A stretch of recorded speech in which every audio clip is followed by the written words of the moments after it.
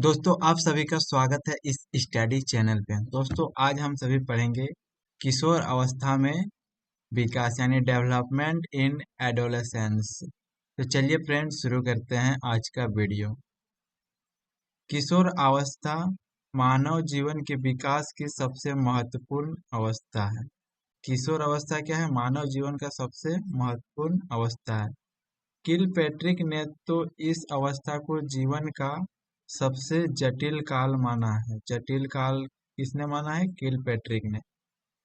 यह समय बाल्य अवस्था और प्रौढ़ा अवस्था का संधि काल होता है। मतलब कि बाल्य अवस्था जो होता है और प्रौढ़ावस्था मतलब कि जो वृद्धावस्था की ओर जब हम लोग होते हैं तब उसका संधि काल यानी बीच का समय होता है,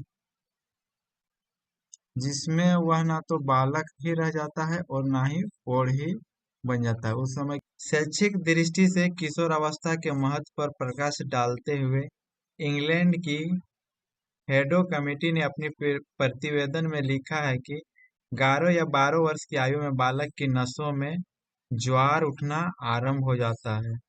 इसे किशोर अवस्था के नाम से पुकारा जाता है। यदि इस ज्वार की बाढ़ के समय ही उपयोग कर लिया जाए तो इसकी शक्ति और धारा के साथ साथ नई यात्रा आरंभ कर दी जाए तो सफलता प्राप्त की जा सकती है।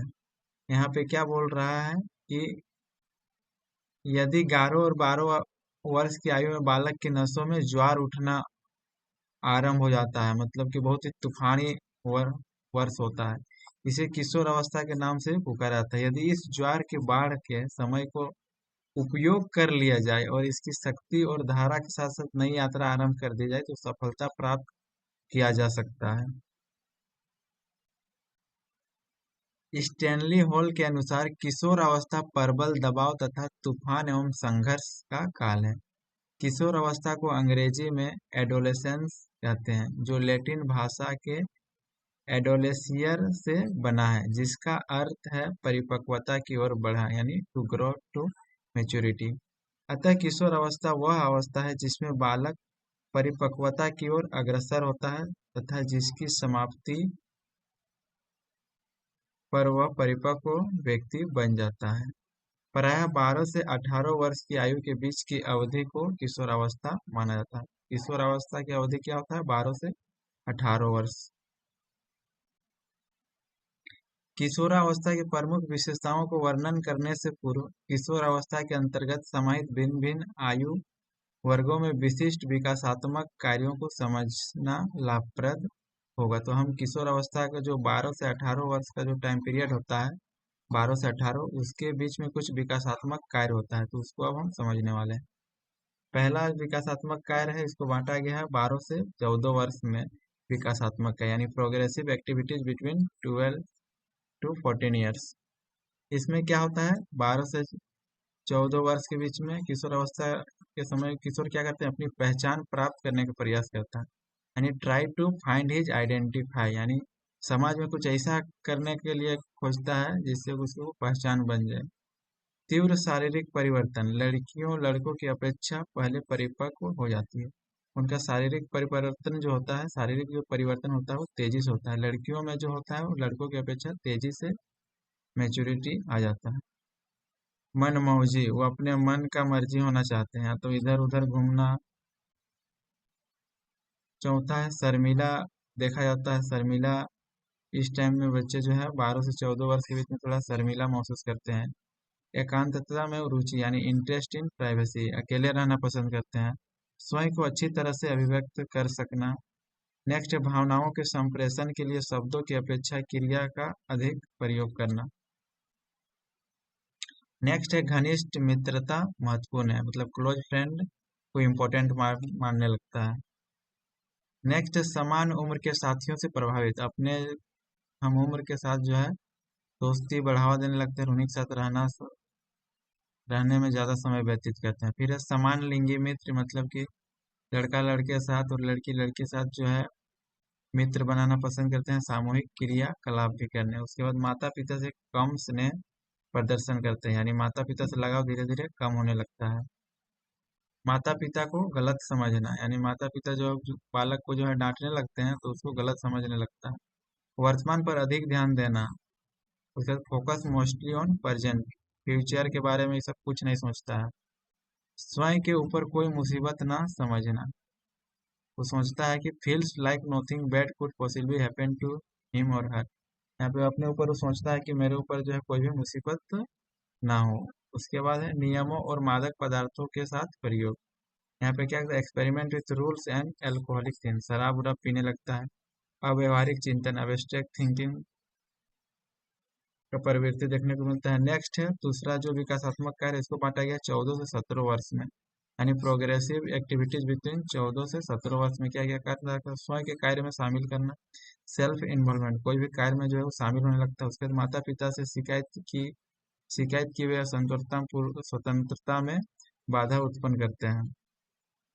उसके बाद अपने बाह्य स्वरूप, शरीर व आकर्षण को महत्व देता है, अपने शरीर पे पूरा ध्यान देता है, बॉडी वॉडी बनाने लगता है।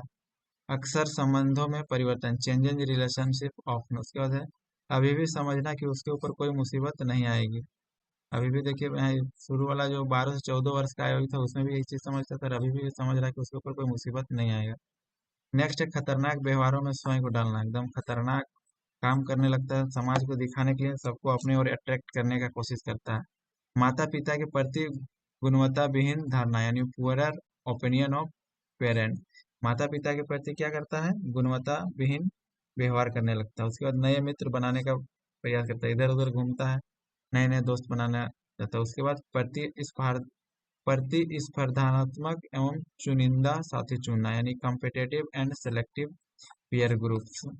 उसके बाद है 10वां है खिन्नता की अवधि, यानी पीरियड ऑफ सैडनेस, वो जो है इसमें थोड़ा सैड दिखाई देता है इस अवस्था में। उसके बाद बौद्धिक रुचियां महत्वपूर्ण, इंटेलेक्चुअल इंटरेस्ट आर इम्पोर्टेंट, बौद्धिक रुचियां में इंटरेस्ट दिखाने लगता है।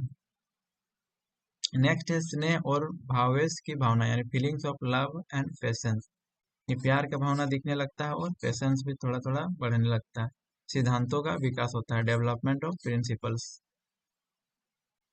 नेक्स्ट है रोल मॉडल का चयन, अब यहाँ पे क्या करता है, रोल मॉडल का भी चयन करता है। कोई भी जो है एक्टर को अपना रोल मॉडल मानने लगता है, उसी की तरह हेयर स्टाइल हो गया, चाल ढाल, ड्रेसिंग करने लगता है। उसके बाद चेतना के अधिक नियमित प्रमाण, more consistent evidence of consign. फिर है अच्छी तरह से लक्ष्य निर्धारण।